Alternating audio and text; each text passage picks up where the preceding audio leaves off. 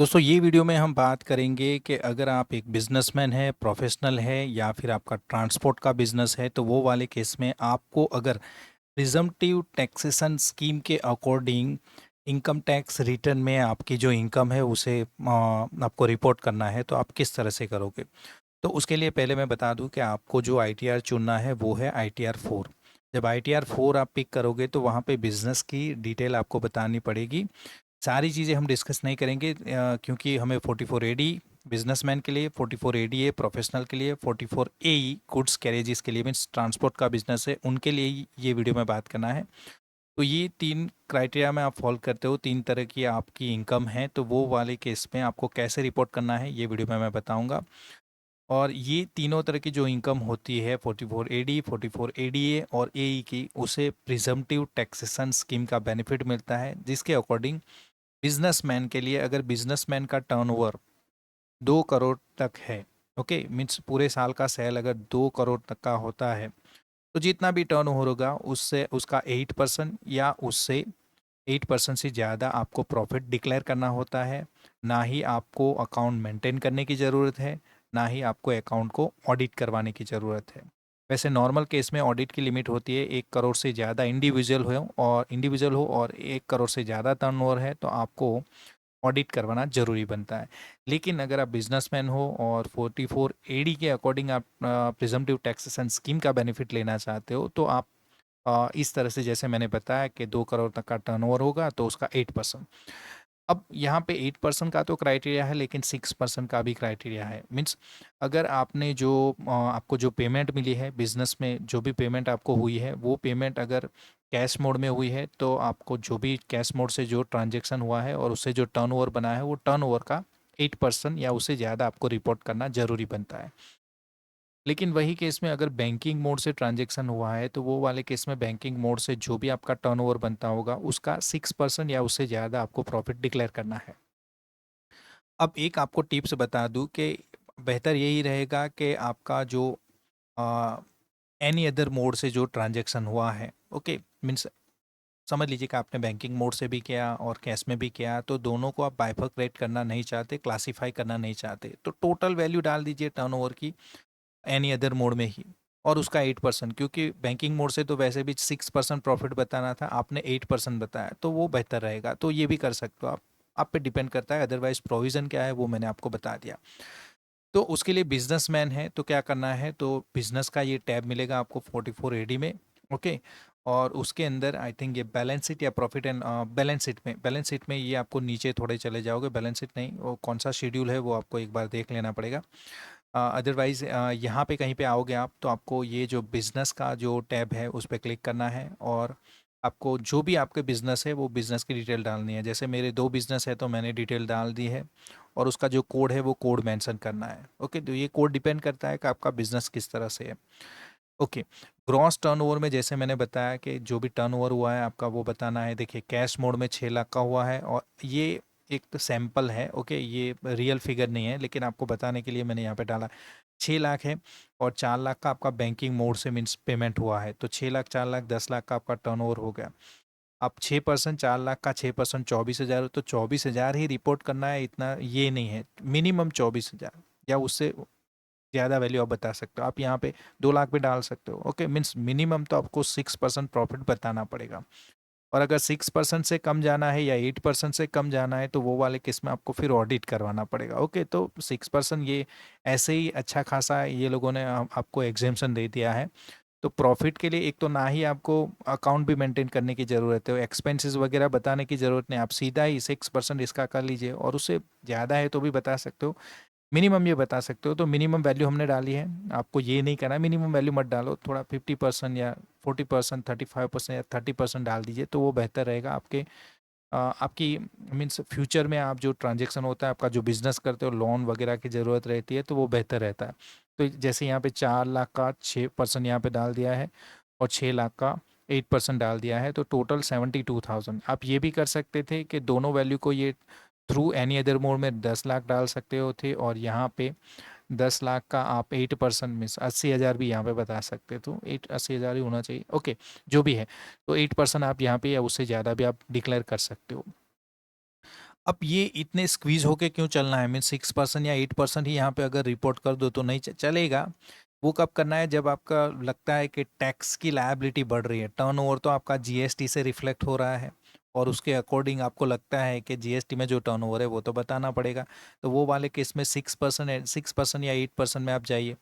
अगर पूरा banking transaction है तो 6% ही सीधा बता दीजिए, तो वो थोड़ी इनकम आपकी कम हो जाती है। चलिए, तो ये बात हुई बिजनेसमैन के केस में। अगर प्रोफेशनल्स हो तो वो वाले केस में आपको प्रिजम्पटिव टैक्सेशन स्कीम का बेनिफिट मिलेगा 44 एडीए के अंदर। ओके, प्रोफेशनल्स के लिए। अगर आप प्रोफेशनल्स हो, और प्रोफेशनल्स का भी एक लिस्ट होता है, जैसे समझ लीजिए ज़्यादातर केसेस में प्रोफेशनल उनको बोला जाता है जो सर्विसेज प्रोवाइड करते हैं और फीस चार्ज करते हैं। ओके, तो उसका भी एक लिस्ट है। ओके, जैसे एडवोकेट हो गया, चार्टर्ड अकाउंटेंट हो गया, सर्वेयर हो गया। ओके, तो ऐसे कुछ प्रोफेशन है, वो प्रोफेशन से आप बिलोंग करते हो तो वो वाले केस में आप 44 एडीए के अकॉर्डिंग आपकी इनकम रिपोर्ट करोगे, जहाँ पे आपका जो भी टर्नओवर है वो टर्नओवर, जिसे ग्रॉस रिसिप्ट बोला जाएगा। ओके, टर्नओवर नहीं बोला जाएगा यहाँ पे, ग्रॉस रिसिप्ट बोला जाएगा। मीन्स जो भी आपका पेमेंट हुआ है उसकी टोटल वैल्यू आपको रिपोर्ट करनी है, और उसका 50% मिनिमम, और उससे ज़्यादा वैल्यू आप यहाँ पे प्रॉफिट डिक्लेयर कर सकते हो। ये प्रोविज़न है प्रोफेशनल्स के लिए। ओके, डॉक्टर वगैरह हो आप, उनके लिए। आगे बात करें, इनको भी अगर प्रिजम्पटिव टैक्सेशन स्कीम के अकॉर्डिंग जाते हो, ये तीनों बिजनेसमैन, प्रोफेशनल और गुड्स कैरियर्स, ये तीनों लोग को अपना अकाउंट मेंटेन करने की ज़रूरत नहीं है, ना ही ऑडिट करवाने की। अगर आप 44 एडीए के अकॉर्डिंग आपकी इनकम रिपोर्ट करना चाहते हो तो। और प्रोफेशनल के लिए, जैसे बिजनेसमैन के लिए 2 करोड़ का टर्नओवर था, प्रोफेशनल के लिए 50 लाख का ग्रॉस रिसिप्ट होना चाहिए। उससे ज़्यादा होगा तो ये स्कीम के क्राइटेरिया में आप मैच नहीं करोगे। अब देखते हैं गुड्स कैरेजेस के केस में क्या होता है। अब आपका ट्रांसपोर्ट का बिजनेस है और गुड्स कैरेज में यहाँ पैसेंजर ट्रांसपोर्ट को कंसिडर नहीं किया जाएगा, गुड्स ट्रांसपोर्ट का ही आपका बिजनेस है टोटल। ओके, एक्सक्लूसिव बिजनेस है गुड्स ट्रांसपोर्ट का। जैसे यहाँ पे आप बिजनेस कोड भी अगर देख लोगे तो देखिए, transport and logistic services NEC, ये आप पिक कर सकते हो बिजनेस कोड में। ओके, अब यहाँ पे इनकम रिपोर्टिंग के लिए, जैसे प्रिजम्पटिव टैक्सेशन स्कीम लेने के लिए टर्नओवर का या ग्रॉस रिसिप्ट का क्राइटेरिया नहीं है। यहाँ पे लिमिट है व्हीकल की। आपके पास मैक्सिमम 10 गुड्स कैरेज व्हीकल होने चाहिए, उससे ज़्यादा नहीं होने चाहिए, तो आप इसका बेनिफिट ले पाओगे, भले ही आपका टर्नओवर कितना भी बनता हो। ओके, चलिए। और यहाँ पे आपको रिपोर्ट करना है कि जो व्हीकल है वो, व्हीकल के बारे में आपको, हर 10 व्हीकल है, 5 व्हीकल है तो भी बेन, तो हर व्हीकल के लिए आपको रिपोर्ट करना पड़ेगा। और पर व्हीकल आपको 7,500 पर मंथ प्रॉफिट डिक्लेयर करना है। ओके, फिर से मैं बता दूं, 7,500 पर मंथ पर व्हीकल आपको डिक्लेयर करना है। ओके, तो अगर पूरे साल का आप जोड़ लोगे तो वो हो जाएगा, यहाँ पे वैल्यू हमने बताई है। ओके, 90,000 हो जाता है एक व्हीकल के लिए।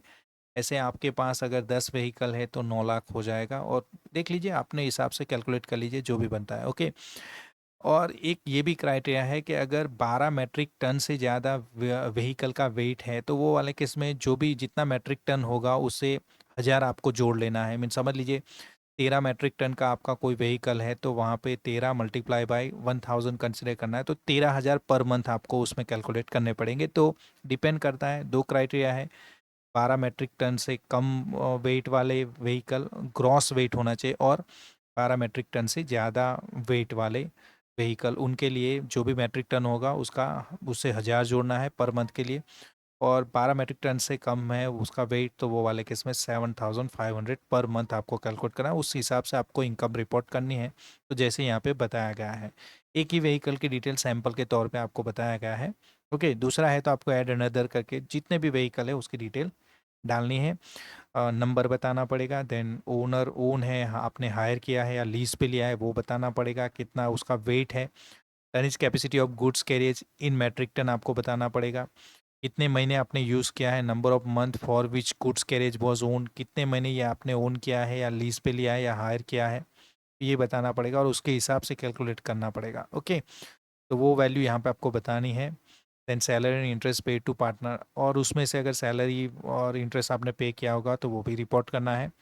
आपको प्रिजम्पटिव इनकम यहाँ पे ऑटो पॉपुलेट होके मिल जाएगी। तो इस तरह से आप ट्रांसपोर्ट की भी अगर इनकम है तो वो रिपोर्ट कर पाओगे।